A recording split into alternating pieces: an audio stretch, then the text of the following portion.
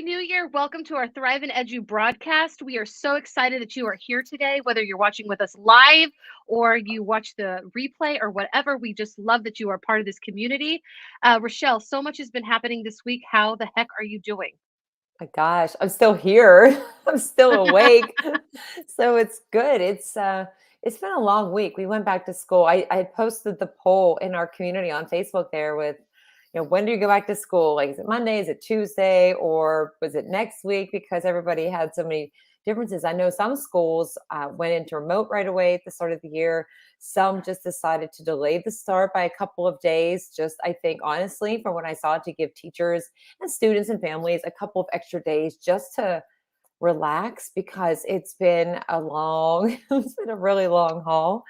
And, but yeah, we went back on Monday, and just even today, I woke up and I was like, oh, thank goodness it's Saturday. And then I went, no, it's totally Friday. And, but it's good. I mean, it's a good week. It's always good to see the kids, to get back. It's hard to get back into the flow of things when you've been off. I mean, even after a weekend.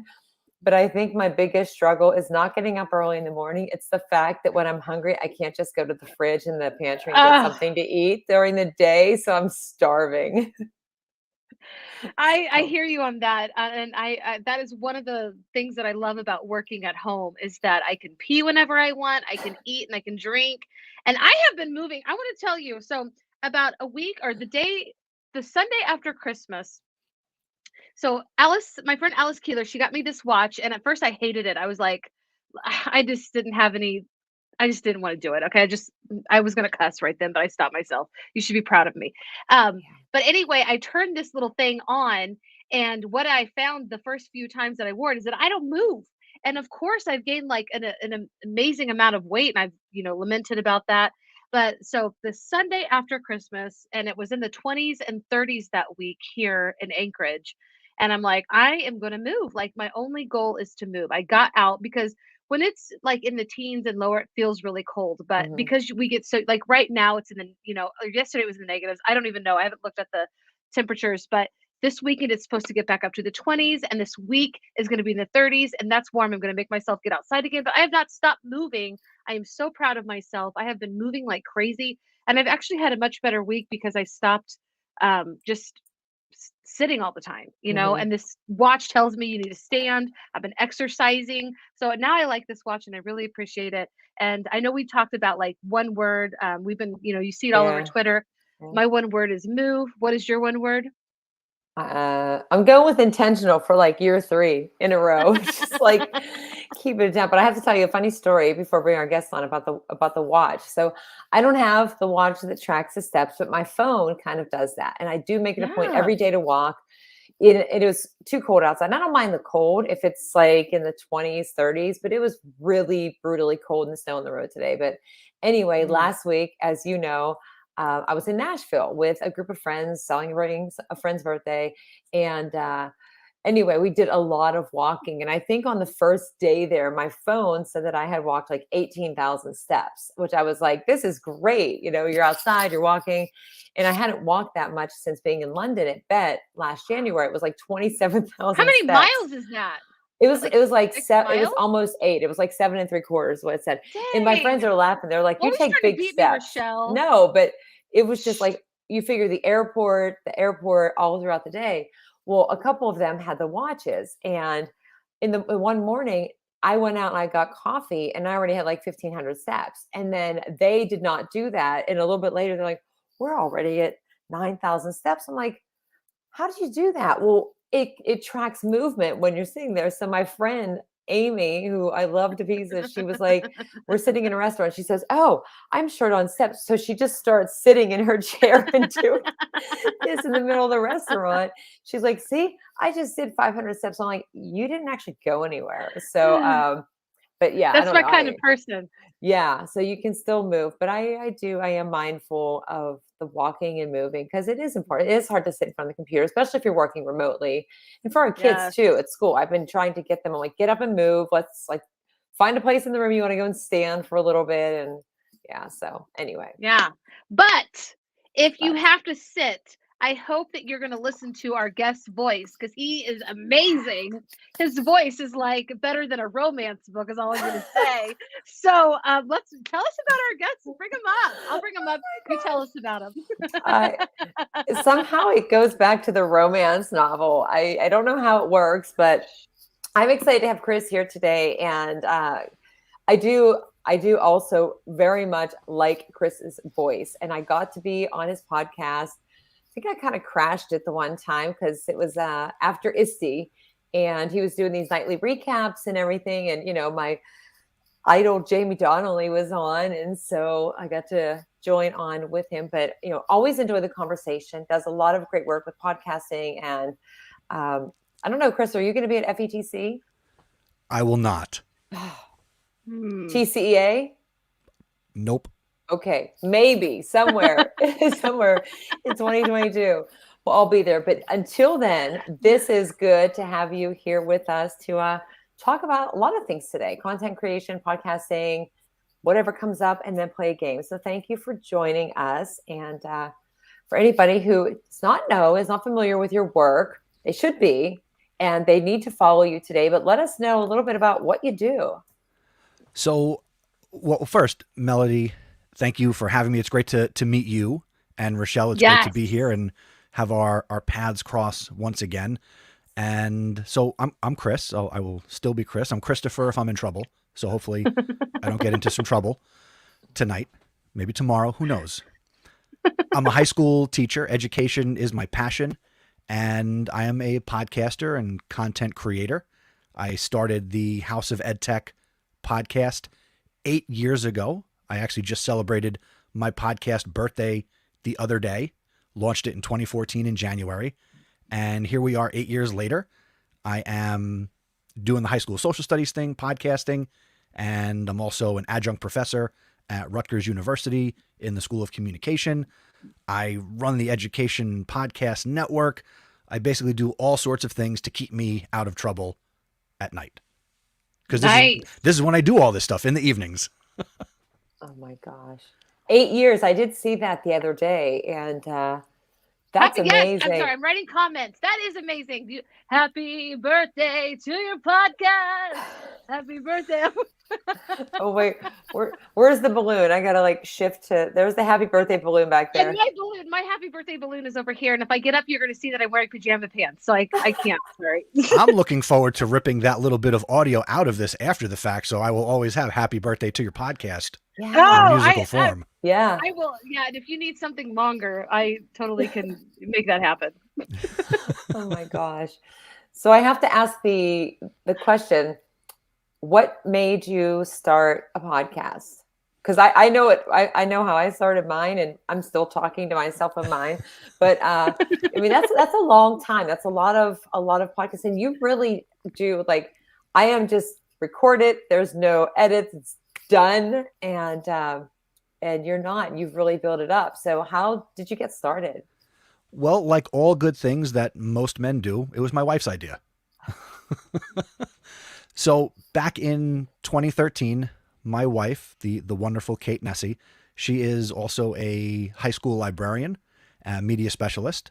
And she told me, you know what? I'm really sick and tired of listening to you talk about education technology. You should start a podcast.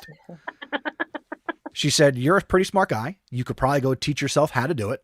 There's probably podcasts about podcasting and YouTube videos that you can go watch.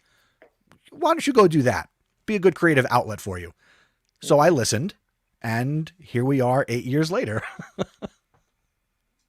I think your wife is amazing. Why isn't she on our show too? That's a show for another day. Yeah. 8 years ago, podcasting probably was a little bit more tricky. Now, we can take the StreamYard and we can just dump it into, a platform so easy. We don't even really have to edit it if we don't want to. And I wouldn't want to. But what was it like 8 years ago? Well, it kind of like what you just said. I mean, my very first episode, which got released just about 8 years ago this week, I was sitting in the extra bedroom at my mother-in-law's house because that's where we were living at the time. And I was there with my computer. I had a Rode microphone that would go on top of a DSLR camera, to take pictures. and I was in that little room next to the sewing table, and I felt like I was Casey Kasem, doing the top 40. Yes, I know who Casey Kasem is. I am a child. Most people here should. And if you don't, Yes. Google him. Right. I was going to say the 80s, but he was around way before then. So cool. That's how I started. And it has just been a labor of love. And, I just released episode 193 a couple of weeks ago. And I will say always, I've got 193 episodes, and I apologize for the first 192. Because I'm always learning and growing and consuming content. And it's just been a wonderful experience. I mean, I've got a face for radio and a voice for it. I don't like to write. I don't like to read. So talking is natural. I'm dangerous with a microphone. I love it. I love it. And, it's funny because even, I started live streaming just a couple of years ago through the pandemic. And then Rachelle, we're almost getting close to we're 1 full year, getting close to 2 full years, but we do get better. And I love that about this whole creation part of it. You just get better. You want a better product. And at first it's just for fun, but then like your wife was saying, it's a creative outlet, but it's also about what you are passionate about and what you love to talk about it. And then all these people join you, like Mel is here. Who else did I just see that was commenting? Belle. Yes. Oh my goodness. And Jillian, it's so good to see all of you. What has the response been like, and how has it changed through the last 8 years? It's grown. I mean, when I started, I was nobody. I mean, I'm still nobody,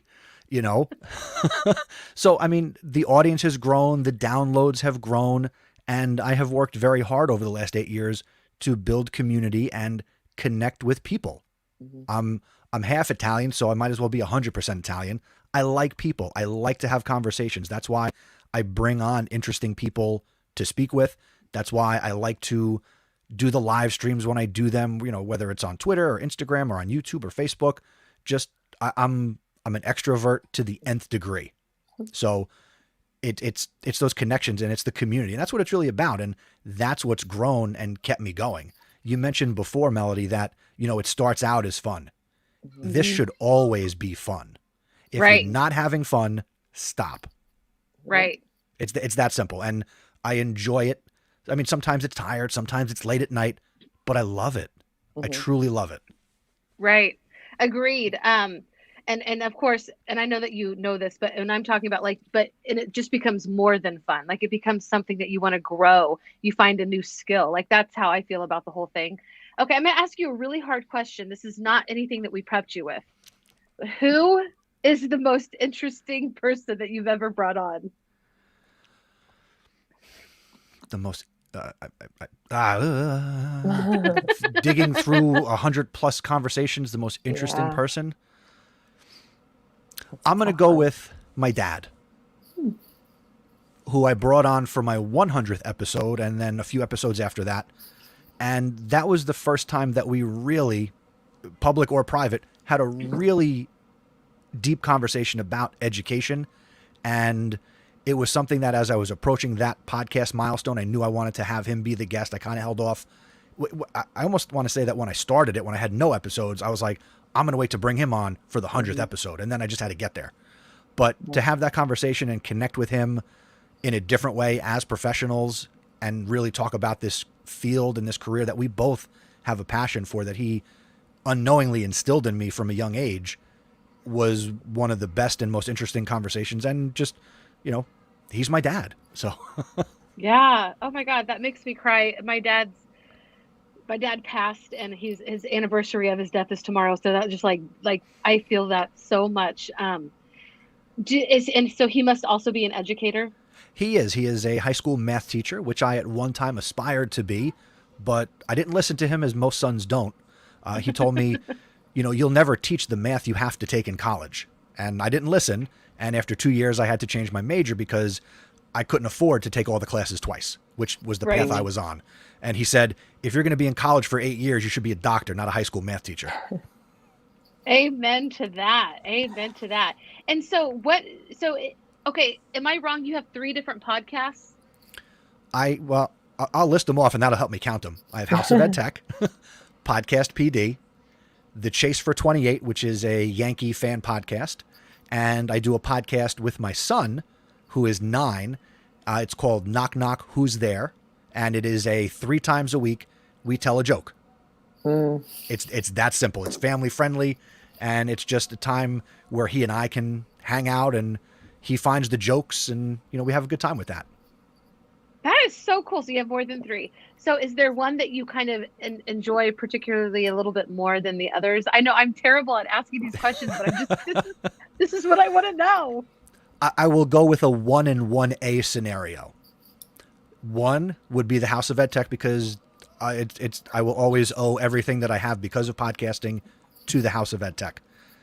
1A would be the Knock Knock Who's There podcast that I do with my son, because he's 9 and we started it when he was 8, and we did a show when he was like 6 or 7. That was another topic, and you can't put a price or any restrictions or limits on the time we can spend with our kids. So that's my 1A. I love that because, sorry, Mel.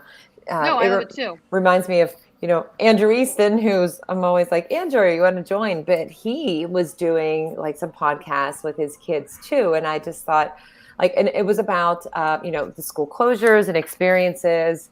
And maybe I'll do a podcast with my cat here right now, because he really wants to be involved. So sorry. But he was asking him, both of his kids, about their school experience and everything. And I just thought, like, what a unique experience together to do that, to create, but then just as they both go through life, and to look back on that and to be able to have that and that shared experience, but also to process the thoughts of like what it was like, and to have a space where you say, oh, wow, yeah, like we went through that, and that's what we thought. That's pretty neat. And it also encourages kids to, speak out or have fun and see it as something that's valuable. And hopefully they tell their friends, and then they get excited about it. And maybe they start their own podcast, or maybe they tell their teachers, like, hey, I was doing this podcast with my dad, and we were just telling jokes. We were talking about school or whatever, can we do this in school? And just another way, because not all kids want to create something where they're like making a project or doing a PowerPoint or doing a presentation in class. But when they have that comfort to like use their voice and record something in their home, where they can edit it, or do like me and just like, all right, it's done.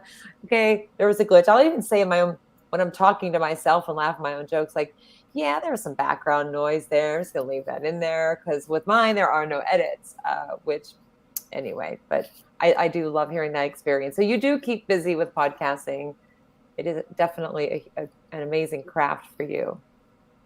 So where do you get the inspiration for your content? Like, you're almost at 200. Do you ever feel like you're stretching, or does it just feel fresh all of the time?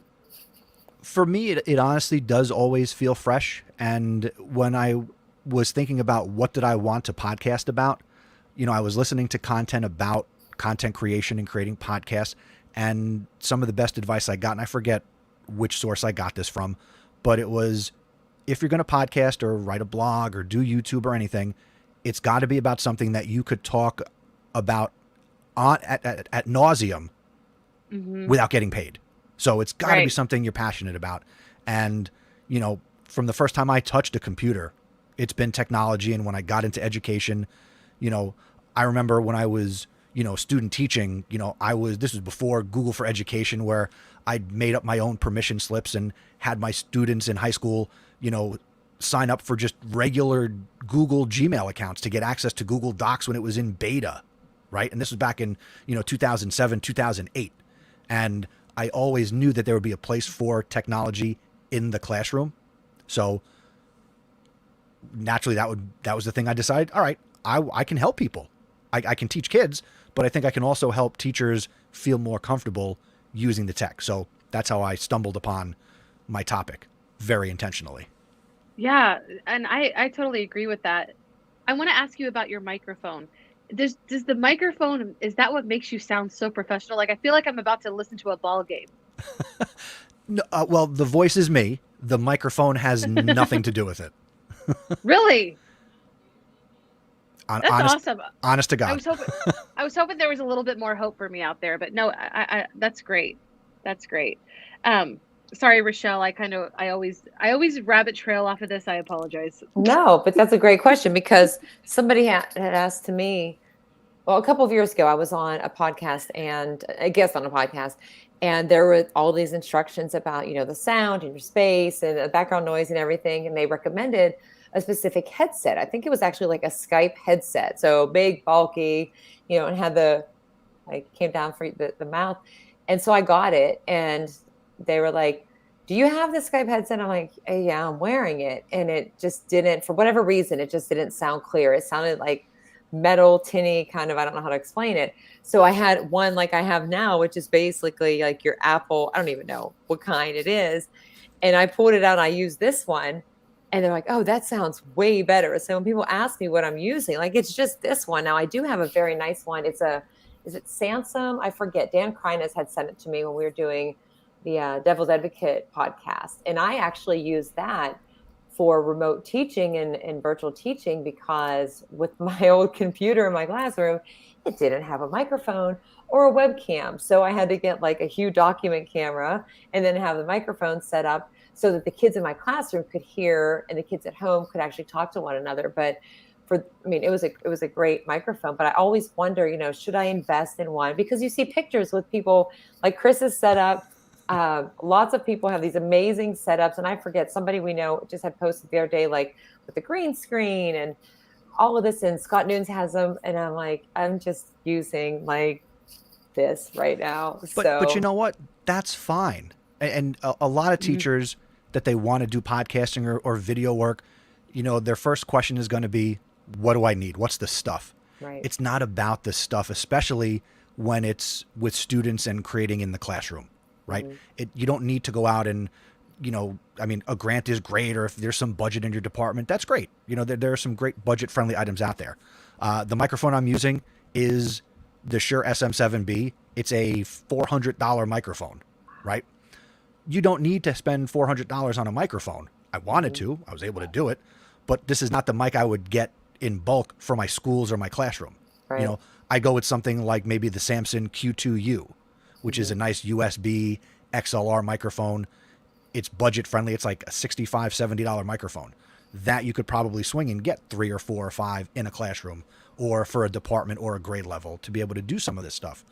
And they plug into the laptops or the Chromebooks. You can connect them to an iPad. If you're working with older kids, you can use the phone, the microphone on an iPhone or a more current Android phone, let's say.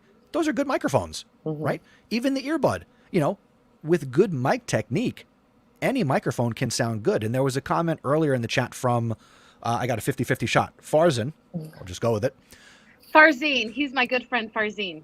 Farzine, that was going to be the other way I was going to go. So Farzine said, broadcasting bosses always say you will be forgiven for bad video, but never forgiven for bad audio.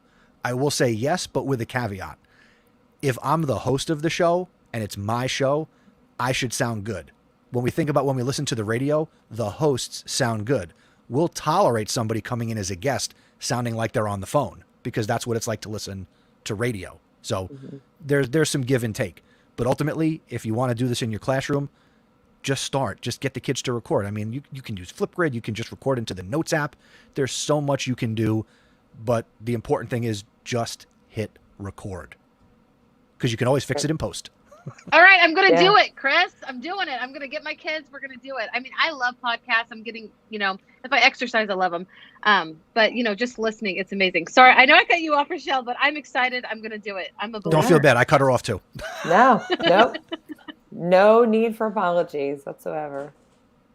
And if you're watching, I know my friend Farzine, I was just a guest on his live podcast, but if you have a podcast, please drop your link in the comments and I'll be sure to share them while we are live. Are you guys ready to play a game?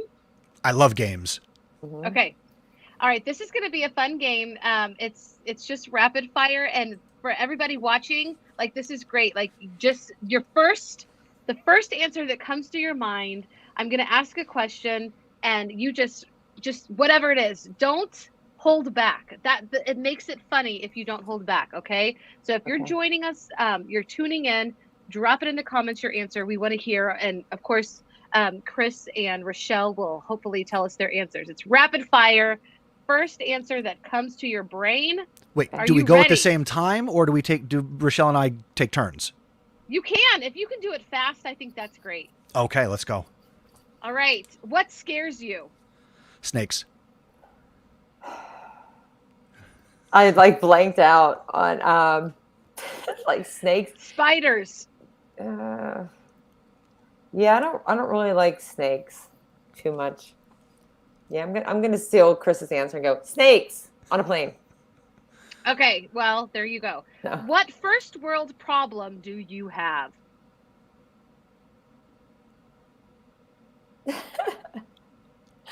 Politicians scare me. I don't know. Not enough sleep? Is that a first world problem? I'm going to steal her answer. Sleep. Yeah, I'm going to say my weight is probably my first world problem. But yeah, and I love that. Andrea, I'm so glad that you joined us. Oh my gosh, it's so good to see your face, Marianne. Yeah. Bugs. I mean, Oh, yeah. I don't know. Spiders are bugs, right? Like spiders really freak me out. And we have some big ones here. So yeah. All right. And here's the next question. What childish thing do you still enjoy? Eating Nutella out of the jar with a spoon. Oh yeah? Eating Nutella. Wow. I haven't had Nutella in a long time. That might be dangerous if I get that. What? I don't know. I guess playing games. Like there's some games that I had that I played when I was a kid that I'm very nostalgic about playing. Like I spend Friday nights playing Operation, and I have Simon, and I get out the Candyland. No, I never had Candyland, actually. I love Candyland. Oh, that's my favorite childish game. I love it. Farzine said Power Rangers, and that just makes me laugh. Yes. Oh, dancing. Yes. I don't think dancing is for every age. I love that. All right. And I want to highlight Jillian has, she dropped her Imparted Joy moments. I love that. Thank you for sharing. And she says Operation gave me anxiety. That game Operation gives me anxiety as well. First world problem, right? Okay. Operation is the reason I'm not a doctor. Okay. This might be hard. What is your favorite book? Oh, my light. Did you miss the beginning where I said I don't like to read? I forgot that. I'm sorry. But you have to have, like, even if it's a childish book, you don't have any books that you like? All right. Childish book then. I'll go with that. Book from when I was a kid that I still have my copy, read it to my own kids, and it's called, you can get it on Amazon, The Man Who Cooked for Himself. Can I get a copy of that? Because I know some people that might need it. It's a great book. It's one of those, if I was going to use it in education, it could be used as a wisdom book at any level. Wow. Huh. Okay. I'll check it out. Yeah. You know, I'm going to go with childhood too. I did love reading books about Paddington Bear. Oh. And I'll also default to what I reach to on my desk, which would be comic books. Nice. They're books.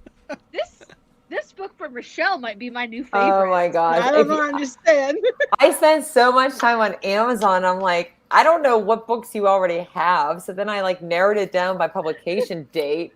Then I had to go with a cowboy theme. Did that book come from Amazon or aisle 9 at Stop and Shop? Well, last year she paid some money for this, Chris. I did. But Chris, last year there was Jillian's book, Lives Seashells. I had ordered it and we had her on the show. And so I was excited because the package Amazon said it's here. And I was big reveal and I opened it and it was like not the right book in there. So then I bought a romance novel at the local, it was like an antique shop and they had books there. And so I pretended when I opened it, it was this with the right book. And I'm like, oh my gosh, it's this romance novel. So then I sent it to Mel. She lied about it first. Yeah, said that I like tricked her some sort. But this year I actually legitimately bought her a real book, The Renegade I'm gonna read Cowboy. it. I'm gonna read it. You guys, the back. I mean, it is on fire. Like I can't wait. Okay. All right. Last question, unless you want me to ask you some more, but I know I want to respect everybody's time. Okay. I'm having fun. Keep going. I'm having fun. Okay, too, I'll keep going then. That's great. What terrible movie do you love? Oh. Like terrible. I know like other people say it's terrible and I love it. It's just terrible.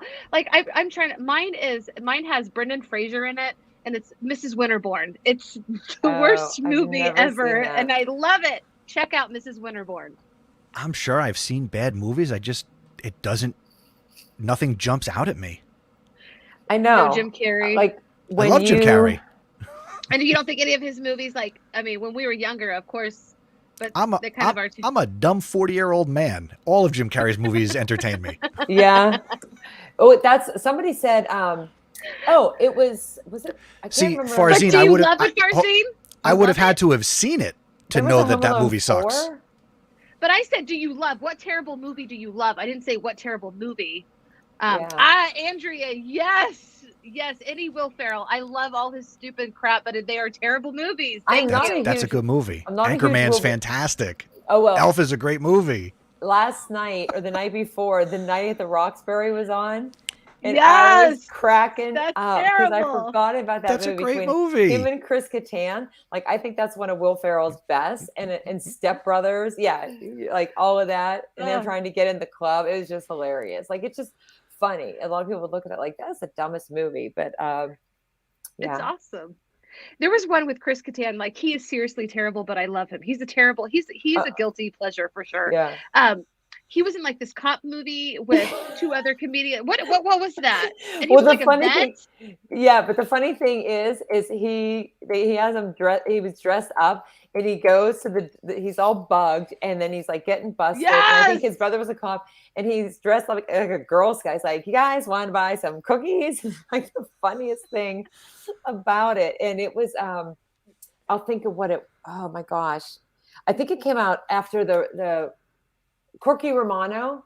That's probably what. Corky Romano. I think it was after the Roxbury. Yeah.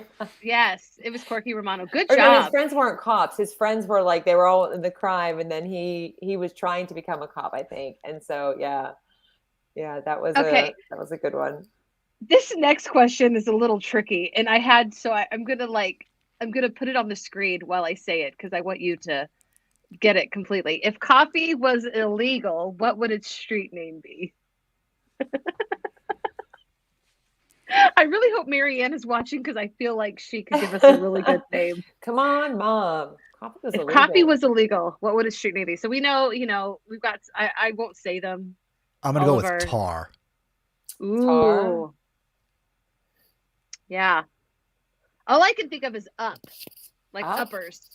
Yeah, because that's But what if we're talking decaf coffee? Then it's like downers. That's like alcohol. That's like non-alcoholic. I know, right? Cracky. I love it. Yes, give me my cracky. Grains? And I don't know. I'm not wrong. I got no creative thoughts on that one. Yeah, you want some more? You want some more? Yeah. Okay. Bring them on. What's your favorite drink? Cracky. My favorite drink. Ooh, I'll keep it education. I like a good glass of chocolate milk. Yeah, that's nice.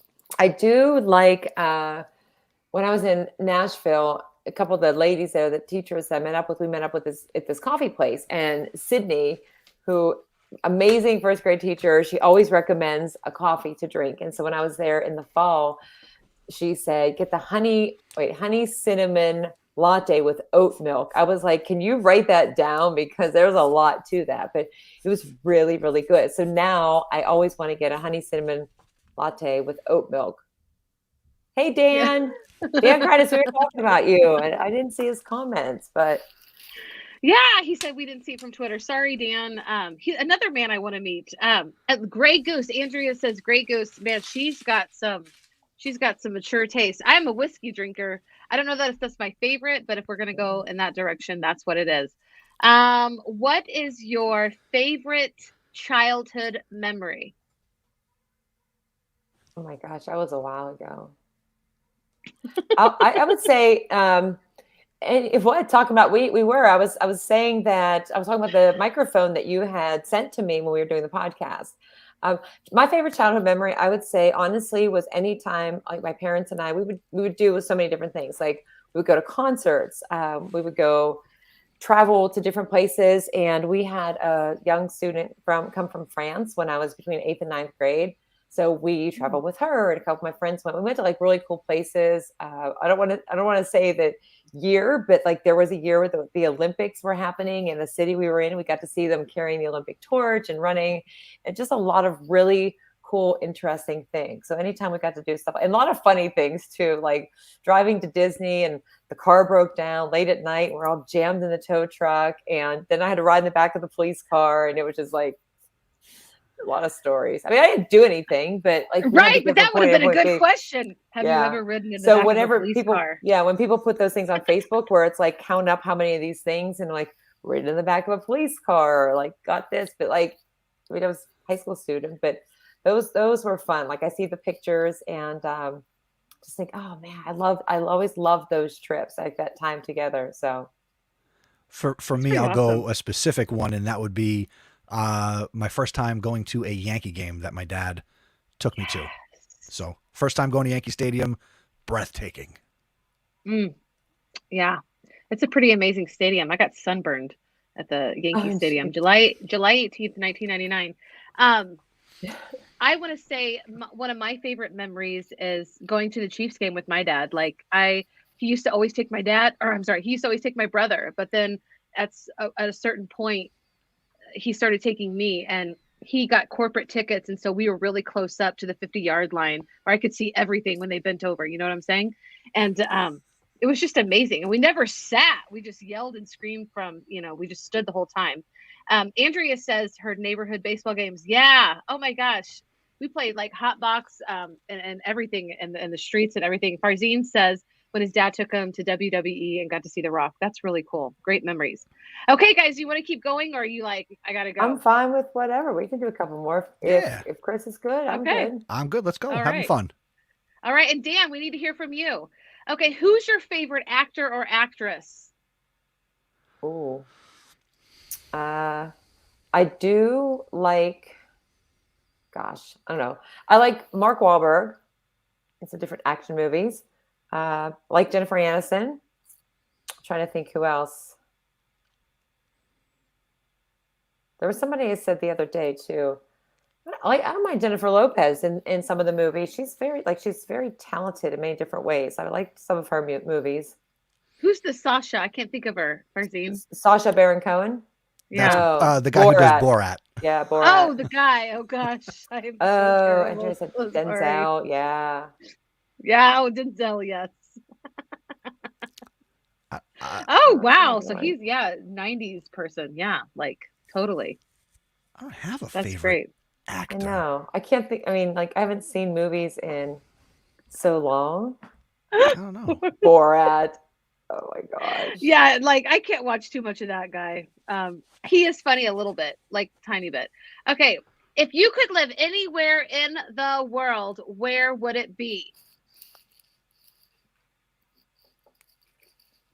Anywhere. Yeah, duh. I would want to live, if I could live anywhere, I would have to say New York City. Oh, really? Why New York City? Because there would always be something to do if and anytime I wanted to do something. That's how I feel about Nashville. Have you ever been to New York? Yeah, a few times. Okay, it's not New York City. I know. Is that where you are, Chris? I don't even know where you are. Ghana. Wow, Andrea, that is like, whoo. You need to tell us a little bit more, Andrea. I live in New Jersey. Oh, okay, cool. Yeah. But you are like, you're a Yankees fan. Yes. Mm-hmm. Cool. Okay, Farzine, he knows. I get so jealous of freaking Farzine because he's always in Vegas, but that's my favorite place too. I would live there. I would teach there. I love it. Yes. Yeah. Yes. Did you see Dan's comment? I am too, as well. Yes, I am very surprised. Okay, next question. What would you change about yourself? I could go one of two ways with that. I know that is a deep question. I would say I would either be slightly younger or or that I could actually play the guitar well that I got 2 years ago, or that I would have made some decisions about like my educational degrees earlier in life. And that's kind of why I say like a little bit younger, because just working on, I did everything out of order. I did bachelor's, I did the law degree, then I got a master's, and now I'm working on a doctorate. So I just wish I had a little bit of extra time. So It's pretty amazing. For me, I would say I would want to be less critical of myself. I like most people, I am my own worst critic, and I'd like to learn how to take it a little easier on myself. yeah, I hear you on that one. I love this. Yeah, would like to be okay, Andrea. I'm pretty sure Andrea just took mine too. Like, and I will say that I've been working on liking myself for like the last 2 years. So I finally feel like I have a healthy esteem. So now the physical needs to come, and Beyonce is definitely somebody I would love to and she rules look. the world. Yes, yes. Okay, what's your hobby? What's your favorite hobby? And it can't be podcasting. It has to be something else. Working in my garage and doing house projects. I'm a big DIYer. I spend a lot of time in YouTube University, which is why I've yet to electrocute myself or flood my house. So I do like hands-on projects and doing things like that. Oh, that's cool. I like walking. Yeah, you do. You're always talking to me when you're walking. I love that. I know. I love reading. I do too. I haven't read in a while because my class, and listening to music too. Yeah, that is another one of my favorite kind of things. I don't really watch TV, so walking and listening to podcasts. This is a good question. This is a really, really good question. And this takes I hope that you know yourself well. When are you the most productive? Late at night. When I'm awake. That helps too. Yeah. I go hard from sun up to sundown and beyond. Nice. I feel like when I first wake up in the morning and I start working and my kids are still asleep, my husband's still asleep, I get a lot more done. I feel like that's when I'm the most productive. Yeah. I am productive at night. Like I feel like I get, but that's because when I was writing a couple of years ago after school, like do some regular work, and then I would sit down to start writing at like 8:00. And next thing you know, it's like 2:30 in the morning, but I was like in the zone and writing, and I was tired the next day, of course, but I don't know. That just was the best. Morning, not too bad for me, but I know a lot of people, a lot of our friends like will get up and they'll write at like 4 a.m, or they exercise at 4 a.m. I'm like, that is not happening. Not happening. Mm-hmm. All right. How do you start your day? How do you start your day? Be honest, even if it's bad. Just because I've nosy. Face. I sit up. Feed the cats, put the coffee on, and get ready to go. But there is always music on too. That's the first thing. I like put the music on as soon as I go and wash the face. Like that helps me to wake up.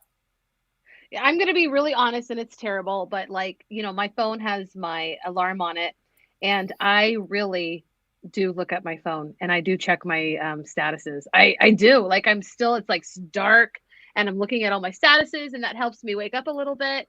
And then I go do the coffee. Well, then I go to the bathroom, and then I go do the coffee, and then I go to the bathroom again. And that happens.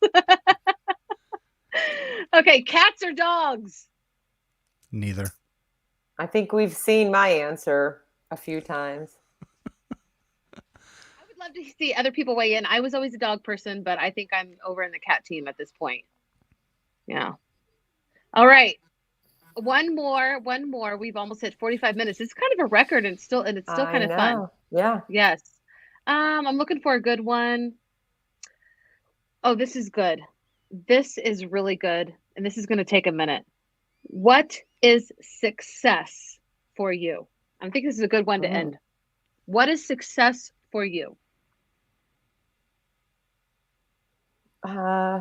Just it depends. I mean, it depends on what I'm doing. So just feeling like something like what Chris said before when he talked about the episodes, and he's like, you want to apologize like the previous 192 or something like that. Like success feels like I notice an improvement in some way, that I've done something differently or that I've changed, and it's like something recognizable in me. And I feel like, personal goals, professional goals, something like that. Or it could be a connection with a student at school, or it's something that I've been working on. And then you have that moment and you're like, it might even just be like the slightest thing. And you're just like, all right, like that's progress. And it's like, there was a great TED talk, and I always forget if it was Amy Tan, but it was not about like, you need these great big wins. It's like those small gains each day. It's like that little bit of improvement, and just knowing that you're just on this path to continue to grow. I like what Andrea shared, and that's, the opportunity to sit up every day, whether it's, going to the bathroom. Again, any day I open my eyes, success. Yeah. Yep. Everything happened. I mean, when you think about it, we're all winners, right? Mm-hmm. Because at one time we won that race where we were 1 out of 1,000,000, and we won the race. Yeah. We broke through. So it's all gravy from there. So if you thought you were slow at one time in your life, you were the fastest. Yes. I'm thankful for every day, and, whether it's time at school or all the things I make time for, my family, friends, making time to be here and have this conversation with you and be a part of your community is success. And anything that happens while my eyes are open is a success, because even when we make a mistake, we learn a hell of a lot when we make a mistake, which leads to success. Mm-hmm. Yep. And I'd have to say, I just, I have been so busy for so long, and now I have just one job. And that has allowed me to just live comfortably. We're not living beyond our means. We live comfortably, and I get to enjoy real time. Like I have this balance now where I can put work away and I can be in front of my family and really spend time with them. And for me, like, I really feel successful right now. I'm not rolling in the dough. I'm not famous or anything, and I have no aspirations to be, but I really do feel blessed lately. Like, I think that is another part of my joy.